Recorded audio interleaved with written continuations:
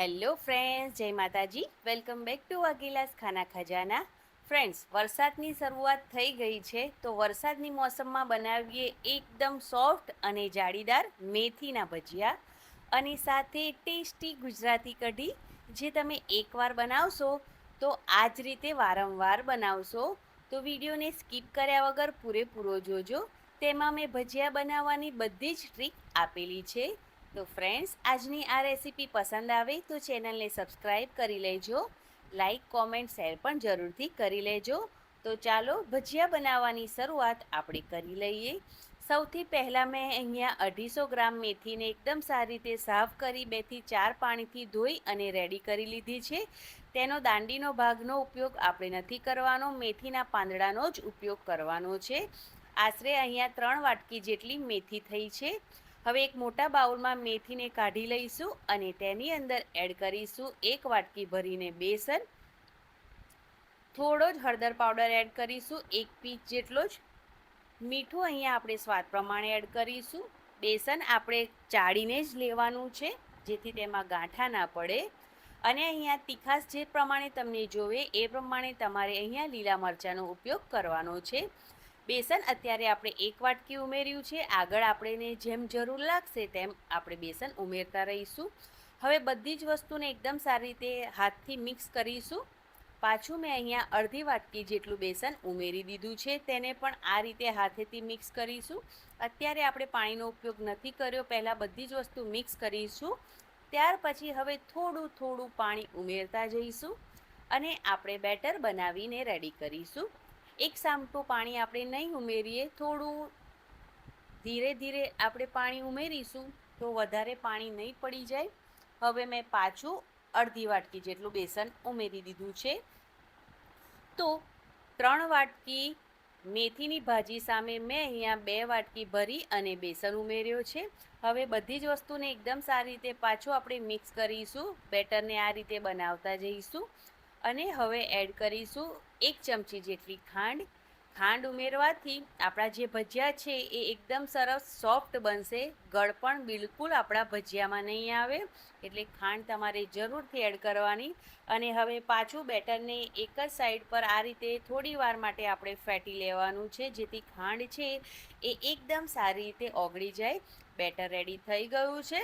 હવે આ બેટરને આપણે થોડો ટાઈમ રેસ્ટ પર મૂકીશું, જેથી બેટર એકદમ સરસ સેટ થઈ જાય. ત્યાં સુધી આપણે બનાવી લઈશું ગુજરાતી કઢી. તેના માટે લઈ લઈશું એક મોટું બાઉલ અને તેની અંદર 1 વાટકી ભરીને છાશ એડ કરીશું. તમે આ કઢી દહીંમાં પણ બનાવી શકો છો. 2 ચમચી જેટલો બેસન, અડધી ચમચીથી પણ ઓછો એટલો આપણે હળદર પાવડર ઉમેરીશું.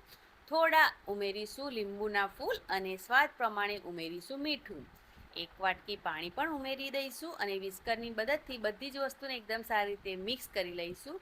બેસન ચાળીને જ ઉપયોગમાં લીધો છે, એટલે તેમાં બિલકુલ લમ્સ નહીં પડે. તો અહીંયા એકદમ સરસ આપણે કઢીનું જે બેટર છે બનીને રેડી થઈ ગયું છે. તો મેં તેને એક કઢાઈમાં કાઢી લીધું છે અને તેને ગેસ પર મૂકી દીધું છે. હવે હાઈ ગેસની ફ્લેમ પર તેમાં એક બોઇલ ન આવી જાય ત્યાં સુધી આપણે તેને સતત ચલાવતા રહેવાનું છે. તો અત્યારે બોઇલ આવી ગયો છે આપણી કઢીમાં. તો ગેસની ફ્લેમ એકદમ સ્લો કરી દઈશું અને આ કઢીને આપણે થોડી વાર માટે થવા દઈશું. ત્યાં સુધી આપણે બનાવી લઈશું કઢીનો જે વઘાર છે તેને રેડી કરીશું. તો તેના માટે ગેસ પર કઢાઈ મૂકી તેની અંદર 1 ચમચી જેટલું તેલ ગરમ કરી 1 ચમચી ભરીને રાઈ એડ કરીશું. મીઠા લીમડાના પાન એડ કરીશું અને થોડા લીલા મરચાં એડ કરીશું.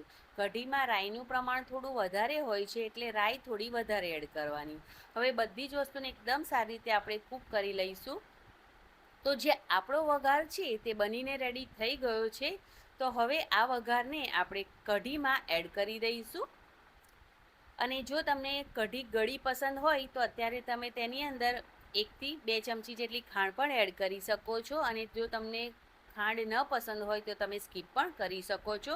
હવે 1 મિનિટ માટે ફરી આપણે કઢીને આ રીતે ગેસ પર હાઈ ફ્લેમ પર કૂક કરીશું, જેથી વઘાર એકદમ સરસ કઢીમાં આવી જાય એટલા માટે. તો અહીંયા કઢીમાં 1 મિનિટ આપણે એકદમ સરસ કઢીને કૂક કરી લીધી છે. ગુજરાતી કઢી બનીને તૈયાર છે. તો ચાલો તેને ગેસની ફ્લેમ પરથી નીચે ઉતારી સાઈડ પર મૂકીએ. આ તરફ બેટર પણ એકદમ સરસ સેટ થઈ ગયું છે. તો તેની અંદર અડધી ચમચી જેટલો ખાવાનો સોડા ઉમેરીશું અને તેની ઉપર 2 ચમચી જેટલું ગરમ તેલ ઉમેરીશું. ગરમ તેલ ઉમેરવાથી જે આપણા ભજીયા છે એ એકદમ સોફ્ટ બનીને રેડી થાય છે. તો હવે તેલ પણ ગરમ થઈ ગયું છે અને આપણું જે બેટર છે ભજીયાનું એ પણ સરસ બની ગયું છે. તમને લાગતું હશે કે બેટર બહુ ઢીલું છે, પણ ના, આ એકદમ પરફેક્ટ બેટર છે.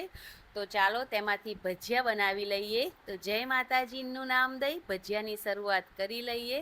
તો તેલ અહીંયા મીડિયમ ગરમ કરી લીધું છે અને ત્યાર પછી કઢાઈમાં જેટલા આવે તેટલા આ રીતે આપણે ભજીયા બનાવી લઈશું.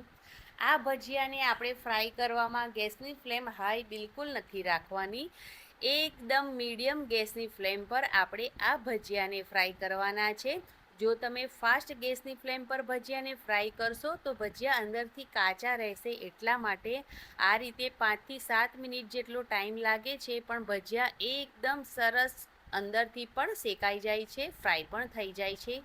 એટલા માટે જ્યારે પણ તમે મેથીના ભજીયા બનાવો કે ગમે તે ભજીયા બનાવો તો તમારે ગેસની ફ્લેમ મીડિયમ રાખીને જ ભજીયાને ફ્રાય કરવાના, જેથી આપણા ભજીયા છે એ એકદમ અંદરથી પણ કૂક થઈ જાય. એટલા માટે તો આ રીતે ઉલટ કરીને 5 થી 7 મિનિટમાં આપણા જે ભજીયા છે એ એકદમ સરસ ફ્રાય થઈ જાય છે.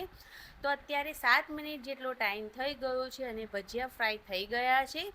તો તેને આપણે તેલમાંથી બહાર કાઢી લઈશું અને આ જ રીતે આપણે બાકીનું જે ખીરું બચ્યું છે તેમાંથી પણ આપણે ભજીયા બનાવી અને રેડી કરી લઈશું. તો ફ્રેન્ડ્સ, અહીંયા મેં બધા જ મેથીના ભજીયા બનાવીને રેડી કરી લીધા છે. તેને સર્વ પણ કરી લીધા છે. સાથે એકદમ ટેસ્ટી ગુજરાતી કઢી અને મરચાં વગર તો ભજીયા અધૂરા છે, એટલે અહીંયા મેં મરચાં પણ ફ્રાય કરી લીધા છે. તો ફ્રેન્ડ્સ, આ ભજીયાની રેસીપી તમારે જરૂરથી ટ્રાય કરવાની છે. વરસાદની મોસમમાં તો ભજીયા ખાવા સૌને ગમે છે, તો તમે પણ આ રેસીપી ટ્રાય કરજો. ખૂબ સરસ લાગે છે અને ખૂબ આરામથી માત્ર 10 થી 15 મિનિટમાં આ ભજીયા બનીને રેડી થઈ જાય છે. તો ફ્રેન્ડ્સ, વિડીયો ગમ્યો હોય તો લાઈક કરો, ચેનલને સબસ્ક્રાઈબ કરો અને આવી જ સ્વાદિષ્ટ ગુજરાતી રેસીપી માટે જોડાયેલા રહો. હું તમને અહીંયા તોડીને પણ બતાવું છું કે કેટલા સોફ્ટ અને જાળીદાર ભજીયા બનીને રેડી થઈ ગયા છે. આ ભજીયા ફ્રેન્ડ્સ ઠંડા થશે તો પણ એકદમ આ જ રીતના રહેશે, કેમ કે આપણે તેને બનાવ્યા જ એકદમ નવી ટ્રીક સાથે છે. તો ફ્રેન્ડ્સ, આ વિડીયોને લાઈક કરજો અને કોમેન્ટ કરીને જરૂરથી જણાવજો કે તમને મારી આજની આ રેસીપી કેવી લાગી, અને આ રેસીપીને વધારે ને વધારે શેર જરૂરથી કરી લેજો. Thanks for watching. આવજો.